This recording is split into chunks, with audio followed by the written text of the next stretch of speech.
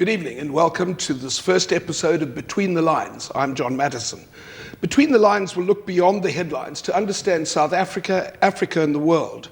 Tonight's program touches on two themes: where we've really come from and where our money went to. Those are very different themes, but they're embodied in our first guest, Sylvia, a Cape Town born and bred journalist, author and broadcaster. Sylvia, at an age of maturity we won't specify, is working harder than ever. This year we'll see her book, her play, her television series, and a film later in the year or in the new year, all being released.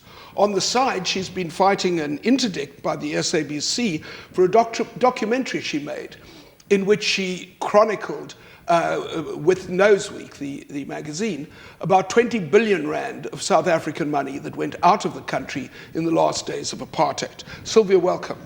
Thank you. Very briefly, Sylvia, tell us your background and early history in journalism in Cape Town. Well, I started in journalism in the 70s, and I always think I was very privileged to do my journalism cadet training in June 1976 in Johannesburg, living in Soweto on the 16th of June. So that's where I started. I started in a small newspaper, and since then I've worked for South African newspapers, foreign publications, television, specifically the SABC, and now I own my own media company. Yes, you worked for the Sunday Times here, and you had some problems there, but you then landed up writing for a Swedish paper, and you became really a household name in Sweden. That was very strange, being so well known when I walked the streets of Stockholm in the old days. In the 80s and early 90s, I worked as a foreign correspondent for a daily paper called Expressen, which at that time was Scandinavia's largest daily paper.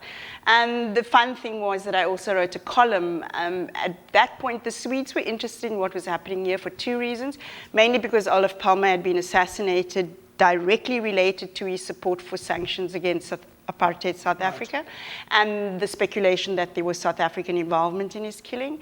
And secondly, the reason why I got to work for them is because the South African government at the time would hardly give any Scandinavian journalists visas to work here. Right. Well, I had the same experience broadcasting for an American network. Before we go into the work you're doing right now, I must ask you a question about your encounter with Dr. Andries Treenicht, because I remember you telling that story and it was so funny. Because while you were working for the Swedes, you phoned Dr. Andries Treenicht and spoke to him in impeccable Afrikaans. And he was so excited that here was somebody he thought he could talk to, and you went and met him. Tell us about that briefly. It was lovely. You know, in the old days, very soon after becoming a journalist in the 70s, I realized that when I spoke to people on the phone and used my surname, Vollenhoven, and spoke in Afrikaans, I would get wonderful cooperation from the police in the old days until I showed up. And then there would be shock, horror. And they saw you. Yeah. And so that particular occasion was just one of the most delightful. I set up the meeting with him telephonically, with him and his PA. And when I walked into the office, he was in an inner office and the PA was in the outer office. She didn't even greet. She jumped up and ran in ahead of me. And I think she just about had time to gesture with her eyes that something was horribly wrong when I kind of followed her into the room. And because I was a print journalist, I was on my own. And then she retreated and we started the interview in Afrikaans.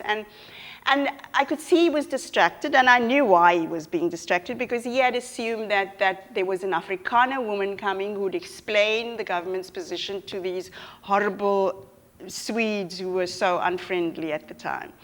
And after a while and a few questions, he looked at me and he said, "Waar het jy geleer om sulke goeie Afrikaans te praat?" Where did you learn to talk such beautiful Afrikaans? Yeah, and I just laughed and I said, "Maar dokter, jy was tog verantwoordelik vir die feit dat in 1976 mense geraai het oor die feit dat hulle nie wou Afrikaans leer nie." You were responsible for making black people learn Afrikaans at school. Yeah, so your surprise is quite charming. Yeah. Now, I want to go straight into the work you're doing now, because that's really very exciting. You were looking into your own history because you are partly Khoisan. And so your research now has been to look at that history. Absolutely. I realized through a whole series of circumstances that I've written the most exciting story from the time of South Africa's deep turmoil in the mid-70s through to the growing attacks on apartheid in the 80s and the Mandela's release in the 90s, covering all of those stories and beyond. And at the end of it all, I really didn't know my own personal story. I didn't know my own history, partly because of apartheid and partly because of years of colonial lies and suppression. And I had underestimated what devastating effect that can have on you when you are so disconnected from who you are and what your true history is. And so I started delving into the... Now I want to go straight to what people know about that history mostly comes from these two 19th century scholars, Dr. Bleek and Ms. Lloyd, and their papers are famously housed in the UCT archive, and everybody knows about the Bleek-Lloyd collection of papers. But you made a different investigation. You started looking at the man they talked to. His name was Cabo. And Cabo was the man who really had his own take on why he was using them. He wanted that story written down. Absolutely. The popular belief is that the Wilhelm Bleek, who was a German philologist, expert in languages, had come to Southern Africa to study dying languages, and his sister-in-law, Lucy Lloyd, who was his researcher. The popular conventional knowledge is that they went in search of informants to help them with their work. I looked at these archives, really spent years studying it, and got to know the characters via the archives, specifically their main informant, who's a character called Cabo. And it is very clear from the stories he told, from the poetry he's handed on, from the folklore that is his legacy, that this man was brilliant. He was something else. He was a visionary. In fact, his name means visionary. He was a gifted shaman. He was a poet. He was a writer. He was a storehouse of historic knowledge. And without him, that archive would have been almost nothing, you know. So he is responsible for the bulk of the archive. He's responsible for the fact that the archive makes sense and that it's poetic and that it's beautiful literature as well as historic fact. And so I started putting the pieces together and realized somebody of that level of gift would not have allowed himself just to get arrested as a stock thief and taken to the breakwater prison at the time. He would have maybe had a dream, a vision of how does he pass on the legacy of who his people is, the stories, because by that time, land had been taken away, people massacred, he'd also started a band of resistors. I'm going to stop you there. We need to take an ad break, and when we come back, I want to know what it was that he was trying to convey. Stay with us.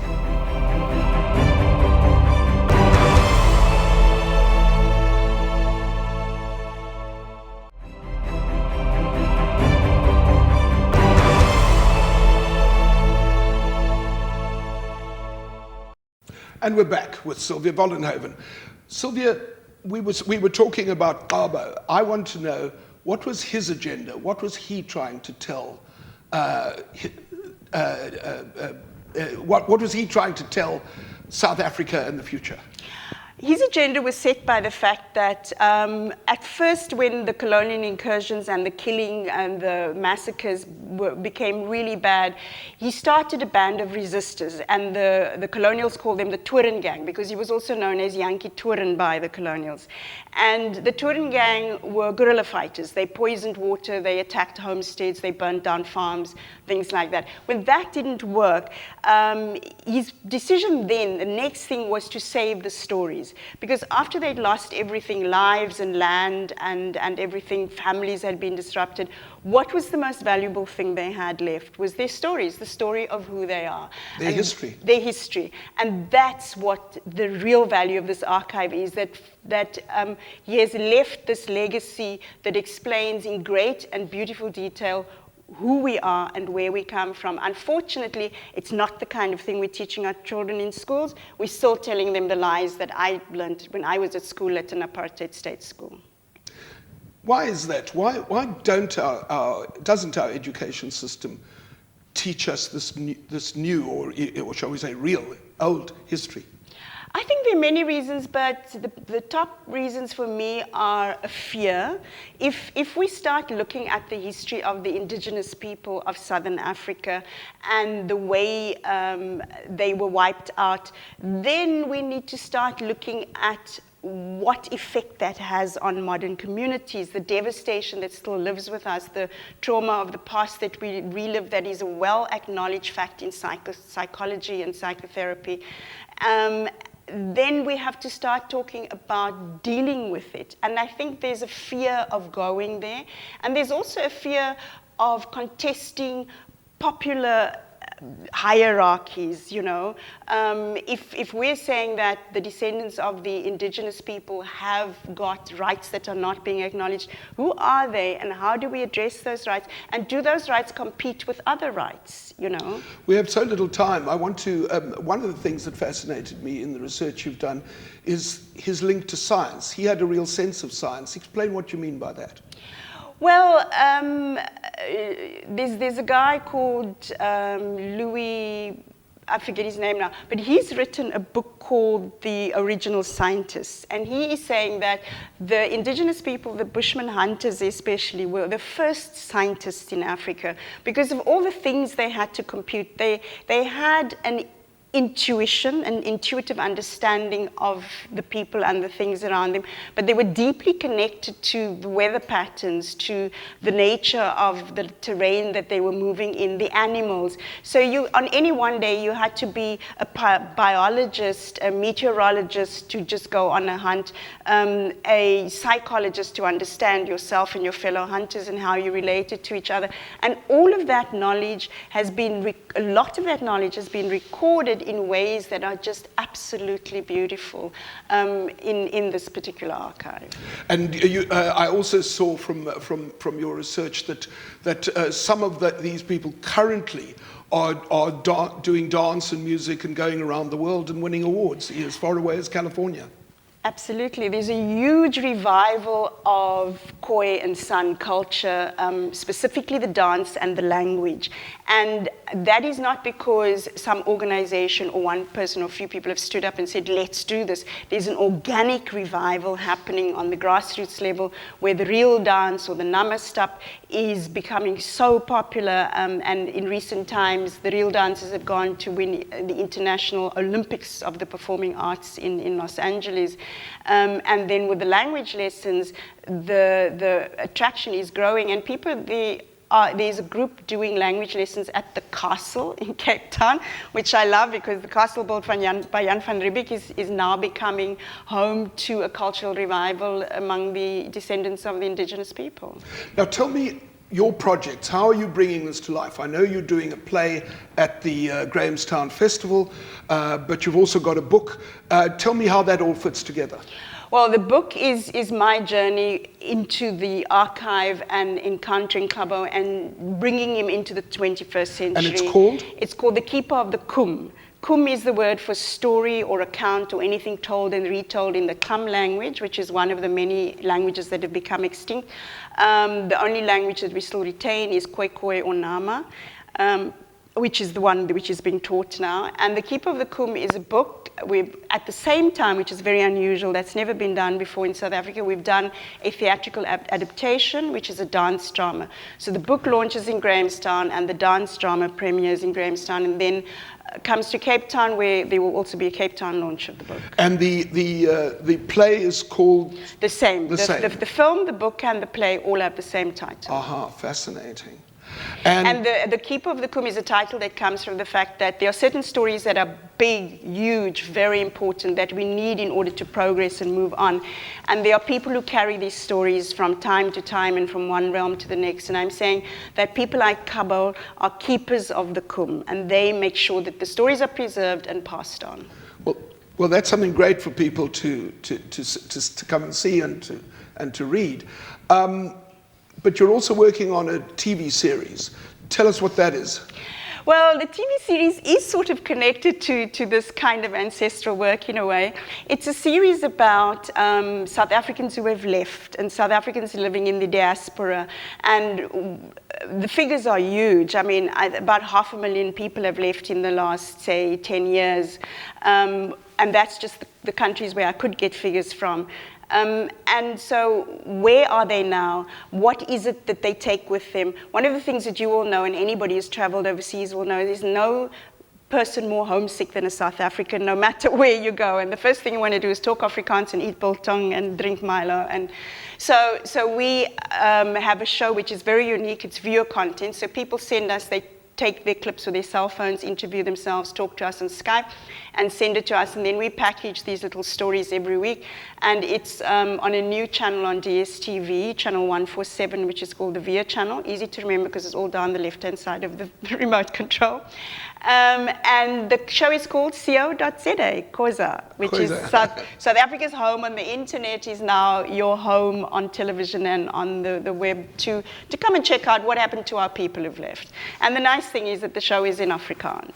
But you'll do a full range of people. I mean, there's everybody from people from Cape Town anybody to at Elon all. Musk, of course. Yes, anybody at all. Our second episode features a black woman from Namibia, Naomi Beekes-Meyer, who is married to a German who's now living in Berlin and doing really, really well. So whoever speaks Afrikaans, some of the people taking part don't really speak great Afrikaans, but that's great. That's fantastic, Sylvia. When we come back, we're going to take an ad break. When we come back, we're going to talk about your documentary on money that's left South Africa.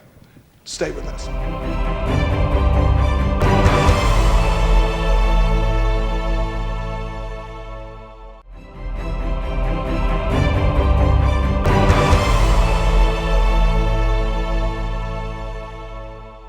And we're back. I'm talking to Sylvia Vollenhoven. Sylvia, we now want to talk about this documentary that you made. You worked for SABC for a long time.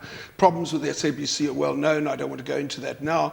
But what was the story that you uncovered? And it was with Noseweek, the magazine, and Martin Wells. What was the story you uncovered and made the documentary about? You know, Martin Wells and Noseweek have been doggedly covering the story for many years. And it's a story about the millions, billions that were looted from state coffers just before the handover to the new government, during and after, and the way it was done. How was this money stolen, and how did it leave the country? You use the word stolen. The figure you say is about 20 billion rand. There's some reliable research being done by the Institute for Security Studies, and the guesstimate is that it could be as high as 20 billion rand. When you say stolen, is it stolen or just illegally taken out, or is it legal? Well, some of it unethical? was legal at the time. For instance, ABSA was given a lifeboat of something like 5.2 billion rand. And at that time, a lot of money. Why would ABSA need a lifeboat? ABSA's never been in deep financial difficulties. But that money went out of the country. Well, I'm not sure what happened to the lifeboat that ABSA was given. There definitely was money that went out of the country. There are illegal bank accounts overseas.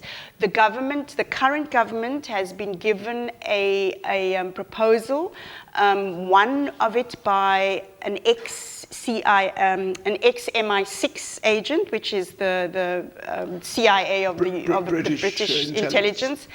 And he was contracted by the South African government to go in search of this money that has been stolen and that now lies in his bank account. This was for the Reserve Bank, wasn't it? The Reserve Bank is the agency which should be able to get this money back. But this guy was contracted by the Mandela presidency directly. After his contract was signed and delivered, he started working on it. He then presented some reports. After a while, Mandela was out of office and Thabo Mbeki was in office. And when he tried to continue doing his job and reporting to the South African government, despite having a contract signed by Billy Masetla, he was just stonewalled. No responses, no nothing. And basically told to stop. Yeah, so that investigation just went nowhere. But the fact is that the money was stolen. The fact is that there is South African money in illegal bank accounts, because you can't have a bank account for stolen money. It makes the account illegal. The fact is that the Reserve Bank can go after this money. And there's no question, nobody's saying your information is wrong or untrue. All of this information is in the public arena. It's been published by not just Noseweek, but by other publications as well. So why does a democratic South African government not want the story to come out? That is the question we ask in the documentary. I must be honest, I don't come up with any solutions, but I do hint strongly at some kind of collusion between the old government and the new government. Does it connect to the arms deal and some of the people that were involved with the arms deal? Noseweek has made those connections between. So that the new government was working with some of the same middlemen as the old government did. Is that the suggestion? There's a case that was dragging on in the Portuguese courts that seemed to imply that is right. And now, so you made the documentary, you kept them apprised of the process, you completed the documentary, it was paid for, and then they decided not to run it. And then, of course, you had an interest because you'd done all this work and you wanted it to come out.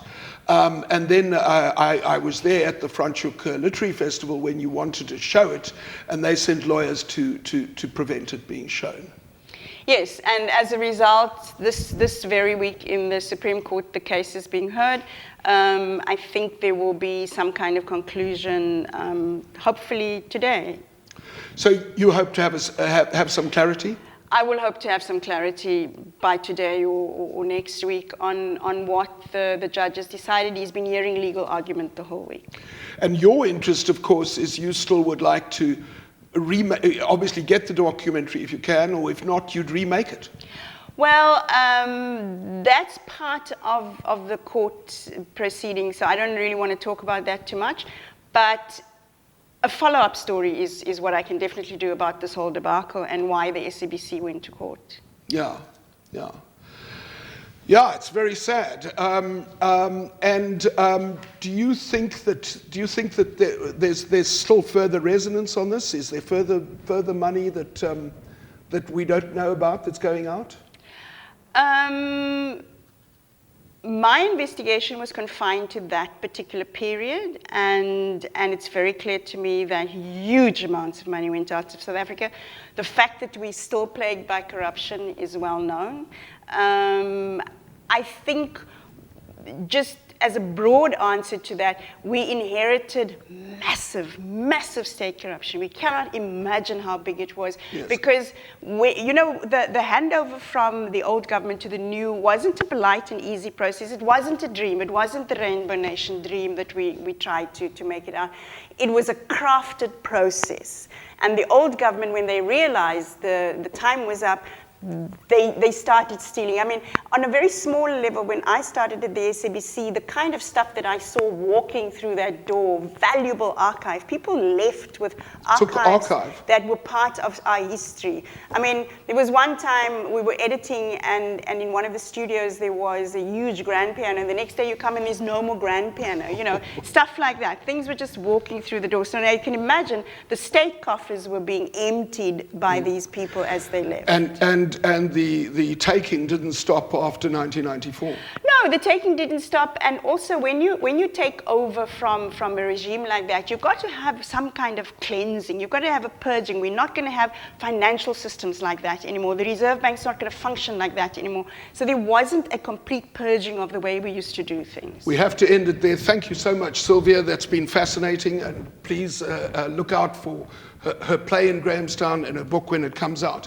That's the end of the interview, but there is a final part between the lines. Every week I'm going to recommend a book. And this week, the book I want to recommend is called The Looting Machine by Tom Burgess. The subtitle is Warlords, Tycoons, Smugglers, and the Systematic Theft of Africa's Wealth.